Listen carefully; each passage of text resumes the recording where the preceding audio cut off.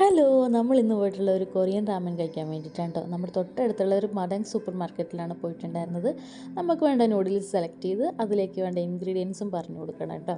എന്നിട്ട് ബില്ലടിച്ചിട്ട് നമ്മൾ നേരെ ആ സാധനം വാങ്ങിക്കൊണ്ടുവന്ന് ഷെഫിൻ്റെ കയ്യിൽ കൊടുക്കുക. നമ്മൾ പറഞ്ഞിട്ടുണ്ടായിരുന്നത് ബീഫ്, പിന്നെ crab sticks, crab balls, sausage, egg ആയിരുന്നു കേട്ടോ. അപ്പോൾ 3 പേരും 3 വെറൈറ്റി ടൈപ്പിലുള്ള നൂഡിൽസാണ് സെലക്ട് ചെയ്തത്. അപ്പോൾ അതെല്ലാം മാറി മാറി ടേസ്റ്റ് ചെയ്യാമല്ലോ എന്ന് വിചാരിച്ചിട്ട്. അപ്പോൾ സംഭവം ഓക്കെയാണ്.